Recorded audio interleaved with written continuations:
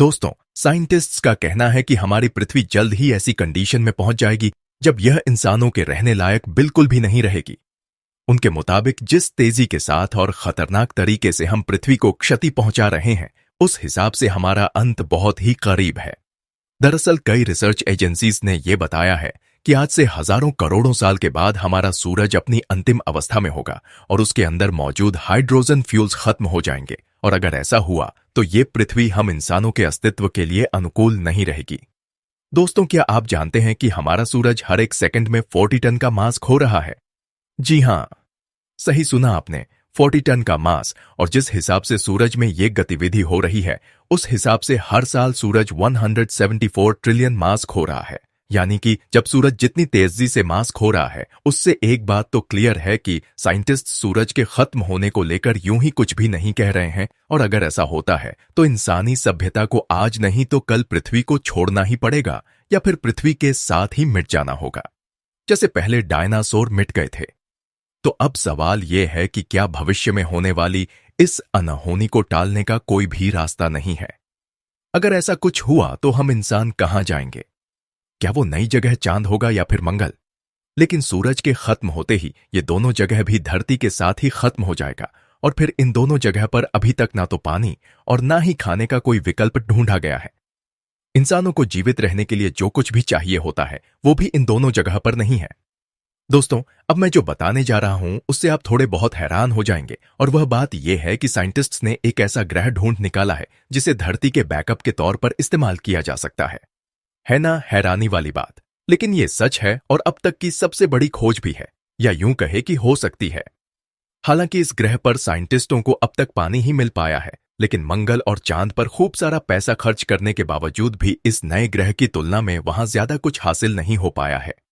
वैसे दोस्तों, इस नए प्लेनेट को K218b नाम दिया गया है, जिसे केपलर स्पेस टेलीस्कोप से ढूंढा गया है, जो कि एक ऐसा टेलीस्कोप है जिसे 27 मार्च 2009 को डिफरेंट प्लेनेट पर लाइफ ढूंढने के लिए लॉन्च किया गया था।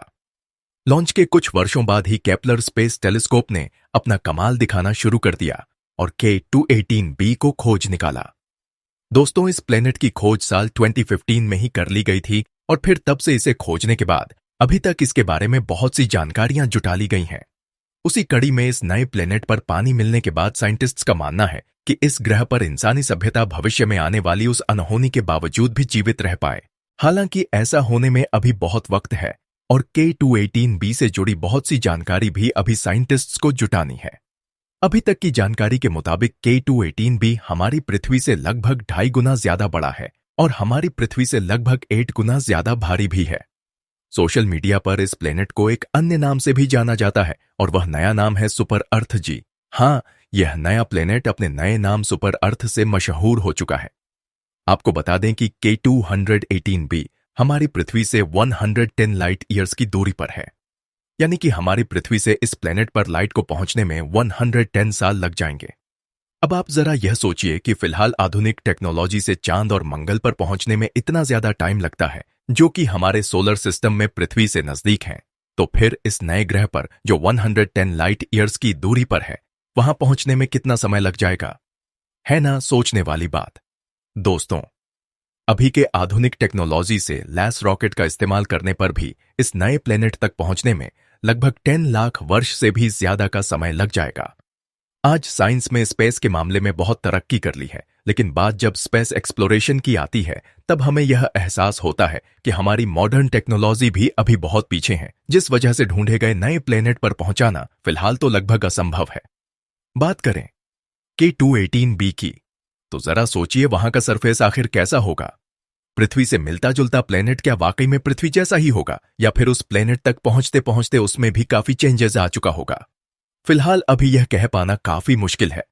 दोस्तों, इस प्लेनेट से जुड़ी जानकारी के अकॉर्डिंग यह अपना एक चक्कर 33 दिनों में पूरा करता है। जिस तरह हमारी पृथ्वी सूरज का चक्कर लगाती है, ठीक उसी तरह यह प्लेनेट एक ड्वार्फ स्टार का चक्कर लगता है, और इसी वजह से हर वक्त इसकी एक ही साइड नजर आती है। और जिस तरह से हमारा चांद धरती के साथ टाइडली है, ठीक उसी तरह यह प्लेनेट भी अपने स्टार के साथ टाइडली है।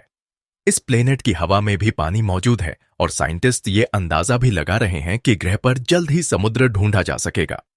दोस्तों, आपको ये जानकर हैरानी होगी कि अब तक 4000 से भी ज्यादा प्लैनेट्स साइंटिस्ट्स ने ढूंढ निकाले हैं जो कि गैस जॉइंट्स थे, यानी कि उन प्लैनेट्स पर केवल गैस का ही राज था।